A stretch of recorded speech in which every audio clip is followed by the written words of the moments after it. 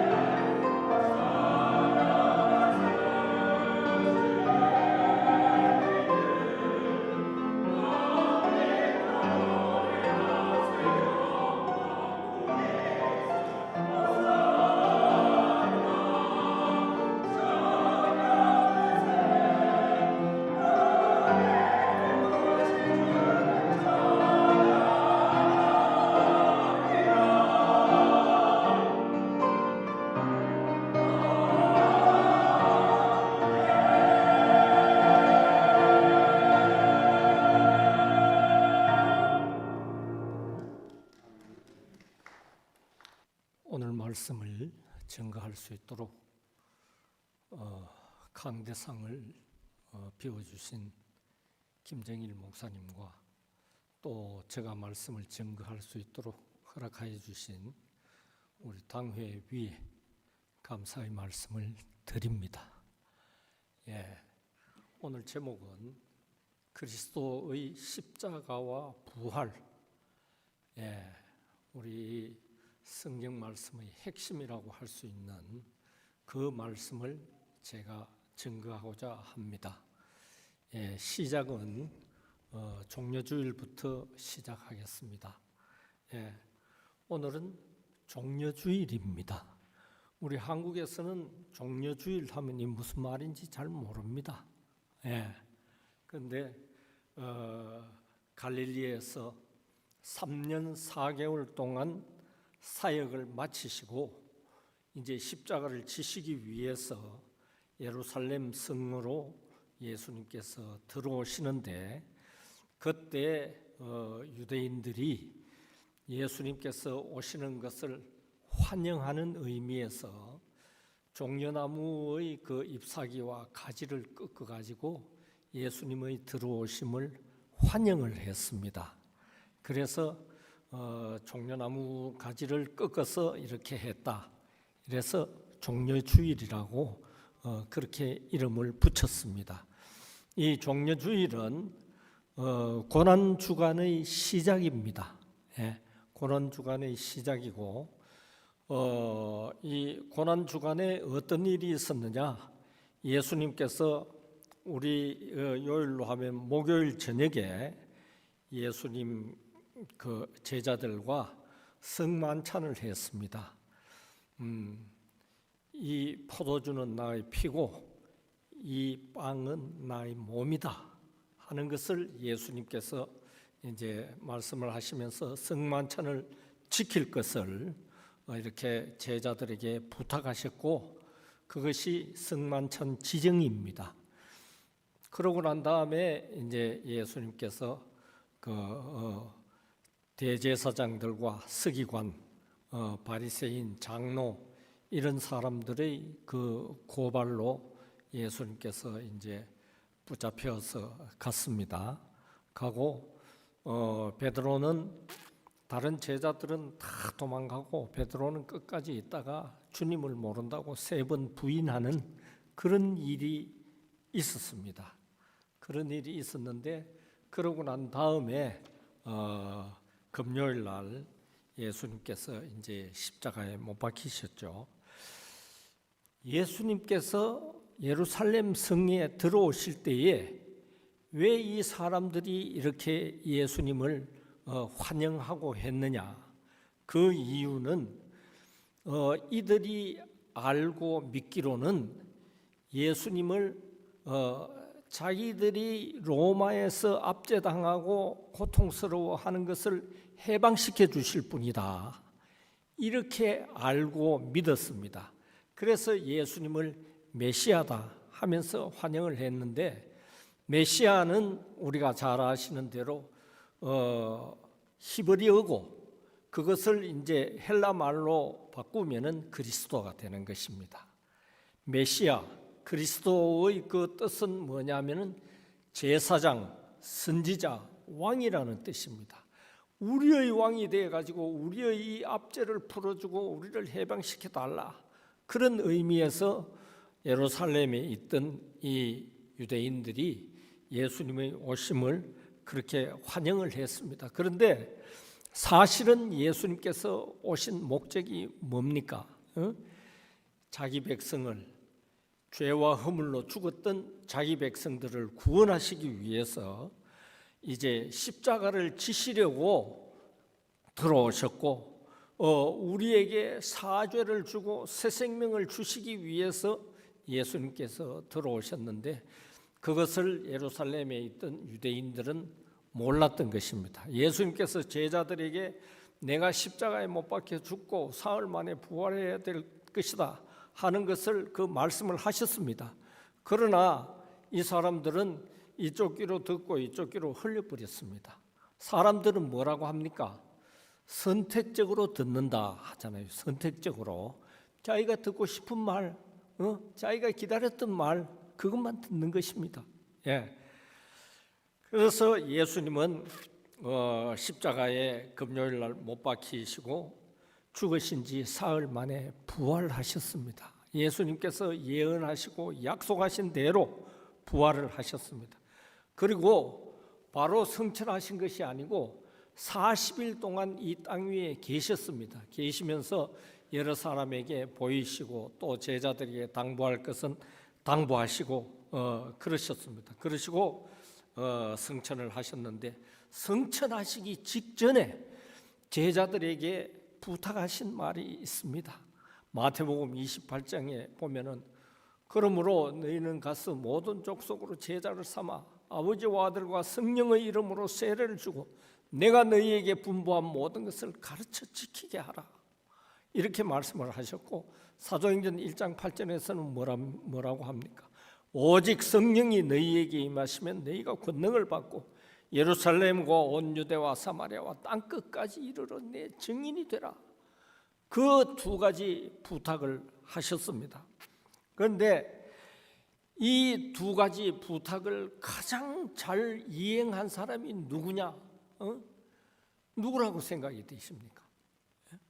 그것은 그때 예수님의 제자도 아니었고 예수님의 대적이 되어가지고 예수님을 죽이려고 하고 하는 그 사람들에게 가담이 돼 있었고 했던 그 바울 사도가 이 예수님의 명령을 가장 잘 이행했던 것입니다.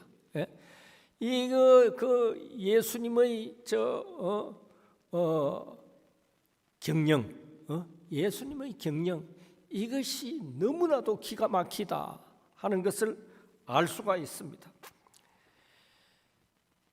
사도 바울은 원래 주님의 제자가 아니었습니다. 그는 청년 시절에 유대교인으로서 스데반 집사를 죽이는 일에 앞장섰습니다. 사도행전 7장에 보면은 스데반 집사가 순교를 당하는 장면이 나오지 않습니까? 그때 이 사도 바울은 그 돌로 스데반을 치는데 그 돌로 스데반을 치는 사람들이 옷을 맡아가지고 지키고 있었다. 이렇게 기록이 되어 있습니다. 그렇습니다. 그리고 기독교인들을 박해하고 잡아가두고 사도행전 8장에 보면 계속 나오거든요. 그 다음에 9장에 어디로 가느냐? 다메섹으로 가는데 다메섹은 사실 다른 나라입니다. 수리아입니다. 거기에도 기독교인들이 많기 때문에 그 사람들을 잡아오기 위해 가지고 대제사장의 공문을 받아 가지고 가는 길이었습니다. 누구를 만났습니까? 그 길에서 예수님을 만났습니다. 빛 가운데 나타나신 예수님, 빛 가운데 나타나신 예수님을 만났는데 거기서 개종을 합니다. 주님의 제자가 됩니다. 주님께서는 벌써 이 사도 바울을 보고 계셨던 것입니다. 저 친구가 지금은 내한테 저렇게 대적하고 우리 믿는 사람들을 잡아 죽이려고 하지만 저 친구가 진짜 큰 일꾼이야. 진짜 큰 일을 할 사람이야. 이렇게 보셨던 것입니다. 사도 바울이 왜 그렇게 보였을까요? 사도 바울은 지능이 아주 우수합니다. 가말리엘 문화, 그때 유대인 중에 율법을 제일 잘 알고 제일 잘 가르치는 사람이 가말리엘이었습니다. 그 가말리엘에게서 배웠습니다. 한국 같으면 서울대학교입니다. 서울대학교에서 배웠던 거예요. 그 배워가지고 이 사람이 아주 이 구약 성경에 능통했습니다. 능통했습니다. 그리고 이 사람은 어디서 자랐습니까?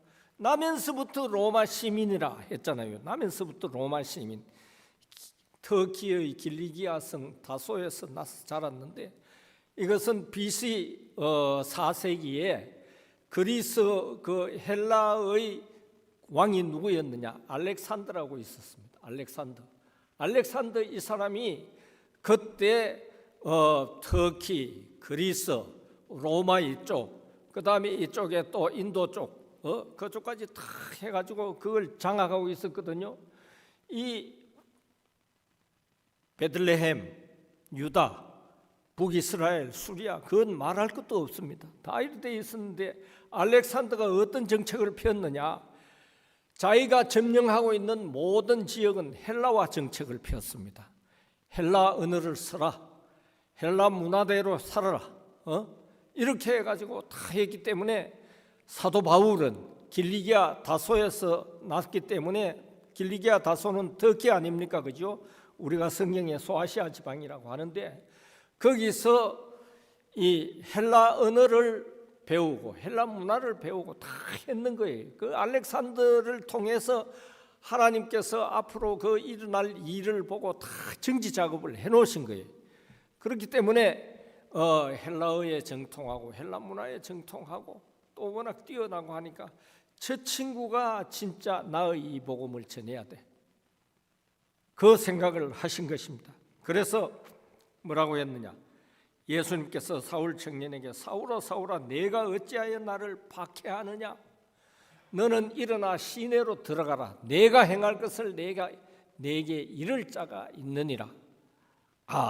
이 다메섹 시내로 들어가면은 네가 행할 것을 네게 이를 자가 있으니까 네가 거기 가라, 이렇게 말을 합니다. 이러면서 그걸로 끝이냐? 예수님께서는 또 누구를 찾아갔습니까? 이 아나니아,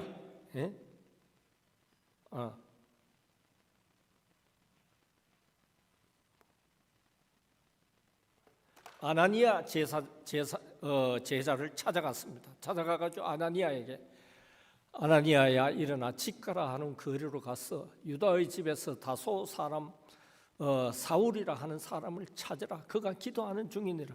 눈이 지금 어두워졌거든요. 빛을 봐가지고 어두워졌기 때문에. 그러니까 그가 아나니아라 하는 사람이 들어와서 자기에게 안수하여 다시 보게 하는 것을 보았느니라. 네가 가가지고 사울에게 안수하는 것을 그가 봤기 때문에 네가 가야 돼, 이렇게 말합니다. 그래 이 뭐라고 합니까? 아나니아가 예수님 나는 겁납니다. 그 사람 만나러 가면 잘못하면 내가 잡혀가지고 죽습니다. 그 사람 예수 믿는 사람을 잡아 죽이려고 이렇게 다메섹으로 온 사람인데 내가 큰일 납니다. 이러니까 예수님께서 가라. 이 사람은 내 이름을 이방인과 임금들과 이스라엘 자손들에게 전하기 위하여 택한 나의 그릇이라. 이 사람은 진짜 일꾼이야. 내가 이 사람에게 일을 시키려고 택한 그릇이기 때문에 그렇게 가. 이게 사도행전 9장 15절 말씀입니다. 유명한 말씀입니다. 이방인과 임금들과 이스라엘 자손들에게 전하기 위하여 택한 나의 그릇이라. 이래가지고 이후에 바울 사도의 일생은 이방인과 임금들과 이스라엘 자손들에게 전하는 이 일만을 했습니다. 뭘 전했느냐? 그리스도의 십자가와 부활, 이것만 전했습니다. 이것만. 그리스도의 십자가와 부활, 이것은 우리를 위해서 그렇게 하신 거야 하면서 소아시아 지방, 헬라 지방, 로마 그거 가가지고 다 전했고 이스라엘 백성들에게도 그걸 전했습니다. 그가 내 이름을 위하여 얼마나 고난을 받아야 할 것을 내가 그에게 보이리라. 바울 사도는 위기 때마다 이 말을 생각을 했습니다. 이방인과 임금들과 이스라엘 자손들에게 전하기 위하여 택한 내가 예수님의 그릇이고, 예수님은 그때마다 고난당할 때마다 바울 사도에게 나타납니다. 나타나가 담대하라. 네가 로마에까지 가가지고 이 말씀을 전해야 할 것이니까 네가 담대해. 그렇게 격려를 하고 위로하셨습니다. 그 후에 사울 청년은 주님의 훌륭한 사도가 되었습니다. 사도 바울만큼 훌륭한 사도가 있습니까? 없습니다. 제가 봤을 때는 그렇습니다. 마태, 마가, 누가, 요한복음은 사도들이 기록을 했습니다. 그 외에 기록한 것은 베드로 전후서를 베드로가 기록을 했고, 야고보서를 야고보가 기록했고, 유다서를 유다가 기록한 그 정도뿐이고, 나머지는 전부 사도 바울이 기록을 했다, 이렇게 보면 되고, 오늘날 우리가 신앙의 기초로 삼는 조직 신학, 그것을 사도 바울이 다 이렇게 집대성을 했다. 그래 보고 그 다음에 존 칼빈이 그것을 가지고 기독교 강요에 기록을 하고 다 해석을 해가지고 우리에게 넘겨줬다. 그렇게 보고 있습니다. 예. 청년 사울은 안디옥 교회의 초빙으로 안디옥 교회로 갔습니다. 바나바와 함께 안디옥 교회를 공동 목회를 했습니다. 공동 목회를 하는 중에 바나바와 바울을 선교사로 보내라, 이런 예수님의 지시가 떨어졌습니다. 바나바는 왜 선교사로 가야 했을까요? 바나바는 구브로 출신이거든요. 우리가 아는 대로 사이프러스, 키프러스 출신입니다. 마집사님 아시겠죠? 예? 그 출신인데 거기는 그때 헬라 문화로 다 이렇게 되어 있었던 곳이기 때문에 거기서 바나바도 다 헬라 문화 언어를 익히고 다 아는 사람이에요. 그러니까 바나바와 바울이 딱 안디옥 교회 가가지고 그 교회를 목회했다. 예? 그래서 드디어 거기서 선교사로 이제 가는데 3차에 걸쳐 1차, 2차, 3차 선교 여행을 했습니다. 그 다음에 4차는 없지만 4차는 제가 봤을 때는 로마에 가이사의 재판을 받기 위해서 상고를 했습니다. 예? 상고를 했는데 거기 가가지고 2년 동안 안가에 있으면서 복음을 전했습니다. 그렇기 때문에 저는 그것을 4차 선교 여행으로 본다. 그가 전한 복음의 핵심은 그리스도의 십자가와 부활입니다. 그리스도의 십자가가 없으면 우리는 구원받지 못했습니다. 예? 그리스도의 부활이 없었으면 우리는 부활에 대한 소망도 없고 희망도 없는 사람들입니다.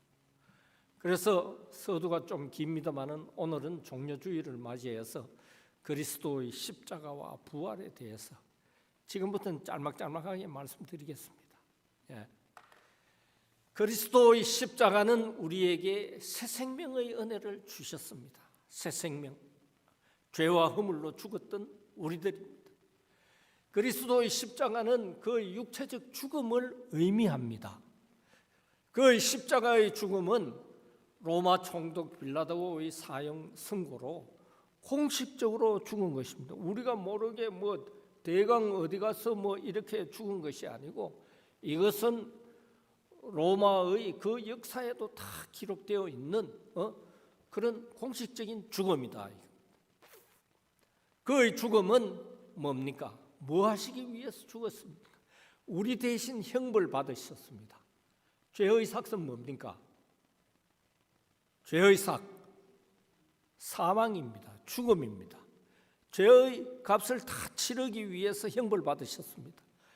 우리 대신 순종했습니다. 예수님은 의를 다 이루셨습니다. 성경에 나오는 그 의는 뭐냐? 하나님의 말씀을 하나도 빠짐없이 다 지킨 것이 의입니다. 예. 그래서 그걸 다 지키기 위해서 십자가에 죽기까지 순종하셨다 이겁니다.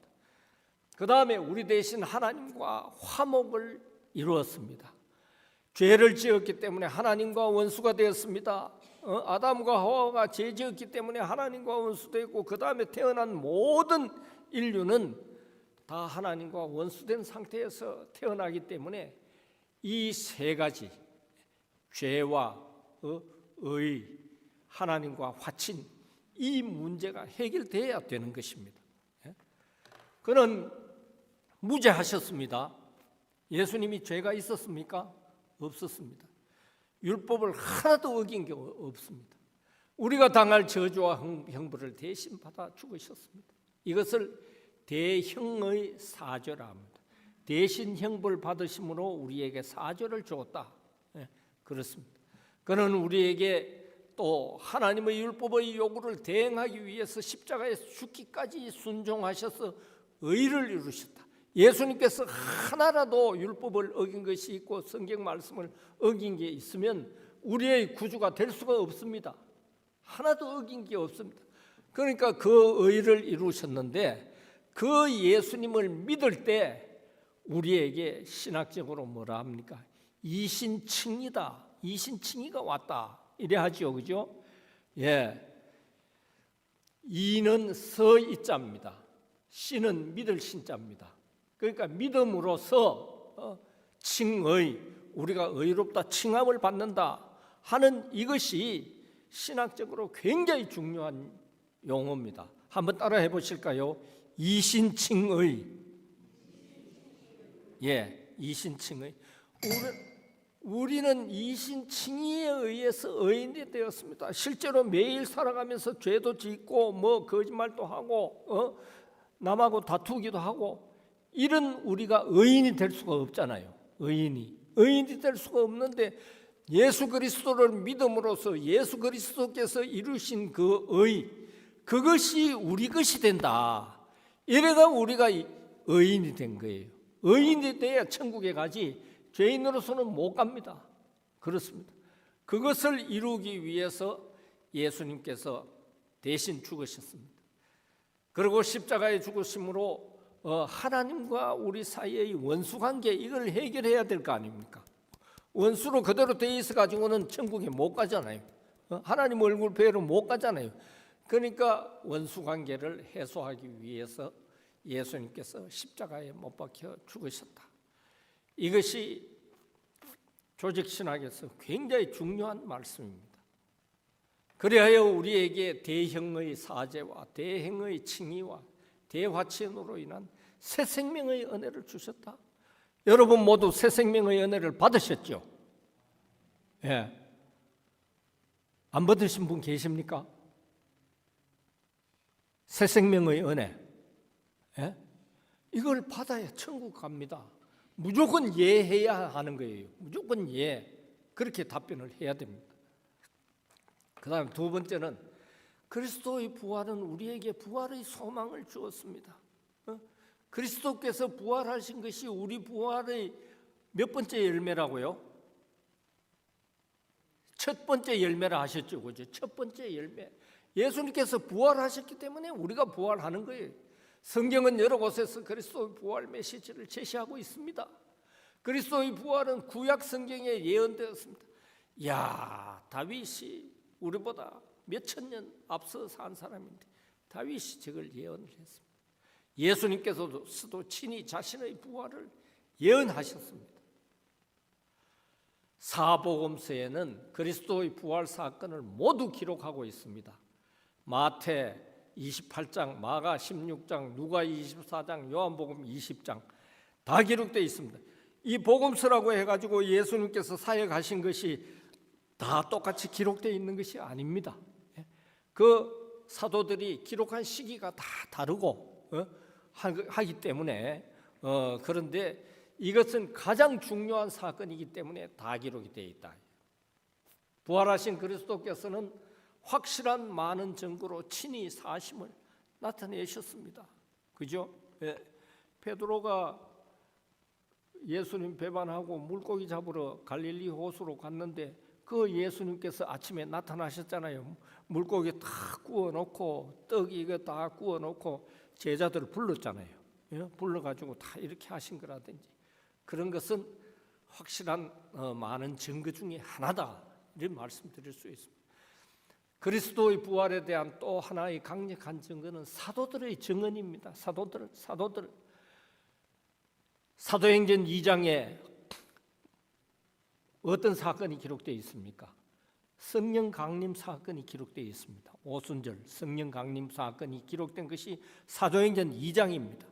그 사도행전 2장에 보면은 베드로가 설교하는 것이 나옵니다. 베드로가 설교하는 것이 나오는데 예수님을 십자가에 너희들이 못 박았다. 그런데 예수님께서 사흘 만에 부활하셨다 하는 것을 그거 다 기록이 되어 있어요. 그리고 예루살렘 성전으로 사도행전 3장에 기도하러 올라가는데 그때 안전뱅이가 있는 거예요. 안전뱅이를 베드로가 손을 잡아 일으키면서 나사렛 예수 그리스도의 이름으로 명하노니 일어나 걸어라 하니까 그가 일어나서 걷게 되었습니다. 그 일로 인해 가지고 대제사장, 서기관, 바리새인들, 장로들이 난리가 났습니다. 왜 예수의 이름을 증거하지 말라고 했는데 너희들이 또 증거해가지고 이런 일을 만들었느냐? 이러니까 베드로가 뭐라 합니까? 베드로는 우리가 말할 때 불학무식한 사람입니다. 공부를 안 했기 때문에 무식하다 이겁니다. 갈릴리에서 어부 생활을 했기 때문에 무식한 사람. 그런데 뭐라고 답합니까? 내가 예수님께서 하신 것을 보고 들었는데 그것을 내가 말하지 않을 수 없다. 내가 너희들의 말을 듣는 것이 잘하는 거냐? 내가 본 예수님에 대해서 증거하는 것이 잘하는 거냐? 딱 거절을 해버린 거예요. 그러고 난 다음에 이 베드로가 많은 이적과 기사를 행했습니다. 이렇게 사도들이 증언을 했다. 그리고 안식일이 원래는 뭡니까? 토요일입니다. 토요일. 예수님 부활하신 것이 주일날 새벽입니다. 그죠?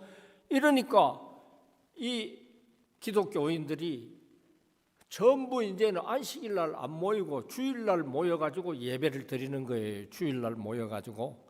그래가지고 토요일에서 주일로 바뀌었습니다. 안식일이. 우리가 오늘 주일날 예배 드리잖아요. 주일날. 예? 이게 그때부터 바뀌었다. 그리고 빈 무덤이 예수님의 부활을 증거하고 성령 강림 오순절에 성령 강림한 게 예수님께서 성천하셨기 때문에 내가 가면은 성령을 너희들에게 보내리라 약속을 하셨거든요. 요한복음 14장, 15장, 16장에서 그걸 다 약속을 하셨습니다. 약속을 하셨는데 그대로 성령이 강림되고 또 부활 증언을 그 제자들이 다 하면서 기사와 표적 이런 것들을 보였는데 그것이 부활 사실을 증거하는 것이다. 증거하는 것이다. 그리스도의 부활은 예수 그리스도의 몸의 변화를 가져왔습니다. 그렇죠? 변화를 가져왔습니다. 그래서 육체적 연약성을 지닌 그 몸이 그 연약성을 벗어나고 그 다음에 육체를 가졌던 몸이 신령한 몸으로 변화가 되었습니다. 신령한 몸으로. 여기 있다가 저기로 가고 또 문이 닫혔는데도 들어오고 하는 그런 일이 다 일어났다. 그의 대속 사역이 성공하기 위해서는 유효하기 위해서는 반드시 부활하셔야 되었습니다. 예수님이 부활하지 않으시고 나를 믿으라 이렇게 하면은 뭐 믿을 사람이 있겠지요, 그죠? 그렇지만 구원은 없고 예수님은 사기꾼이 될 수가 있습니다. 그러나 예수님께서 부활하셨기 때문에 예수님께서 하신 모든 말씀이 그대로 다 입증이 되고 예수님은 우리의 구주가 되는 것입니다.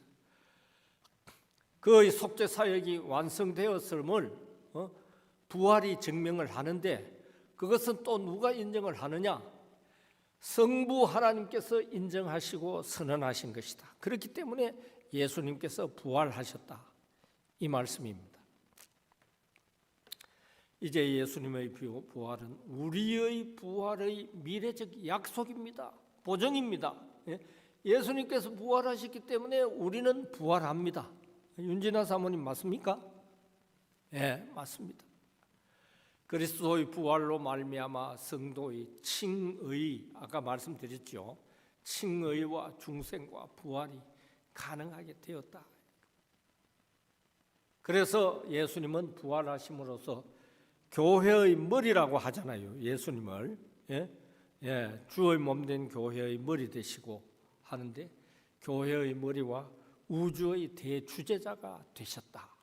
그렇습니다. 세 번째는 그리스도의 재림은 우리에게 부활의 은혜를 주실 것입니다. 우리는 부활해야 성공하는 겁니다. 언제 부활하느냐?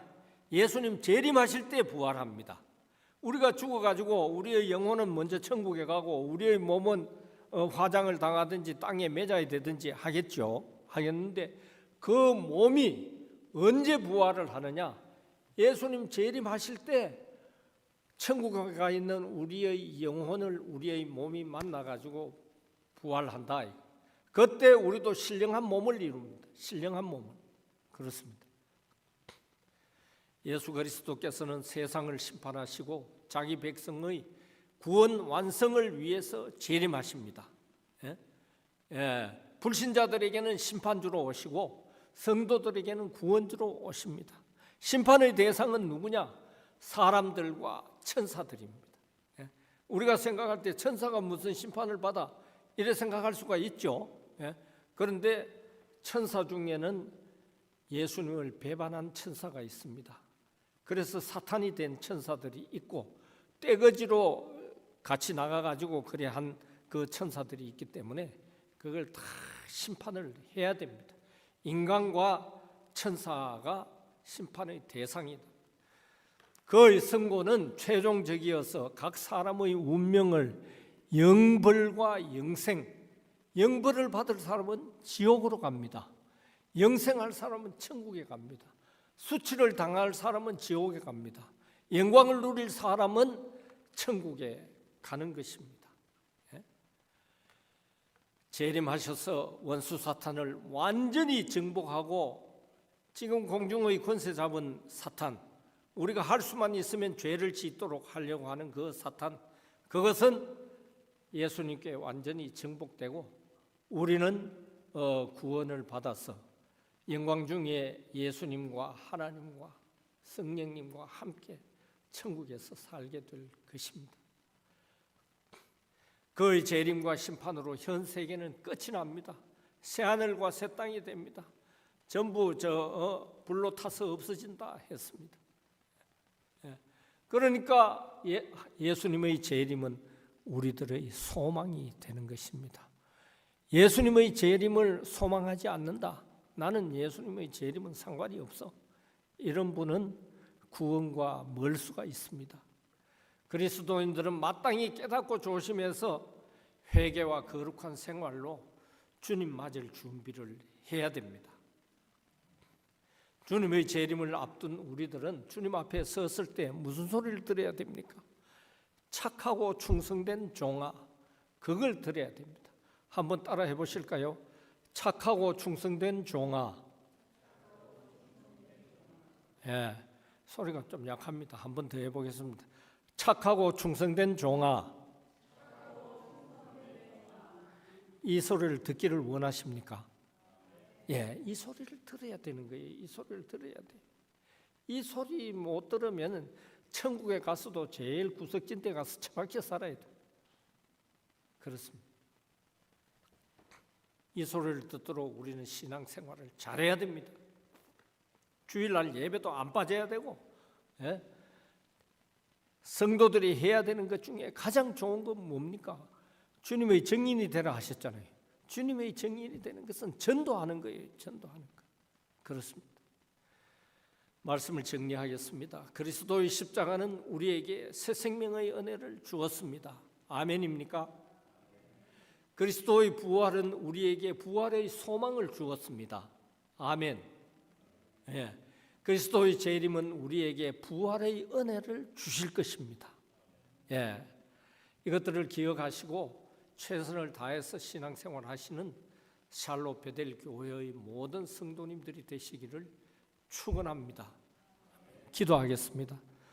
사랑과 자비가 풍성하신 하나님 아버지, 부족한 종이 우리 성경의 핵심, 복음의 핵심을 오늘 증거했습니다. 그리스도의 십자가와 부활을 우리 샬롯 베델 교회의 성도님들이 모두 잘 기억하시고 잘 지키고 삼가 조심하는 생활을 하나님 아버지 앞에 하셨어요.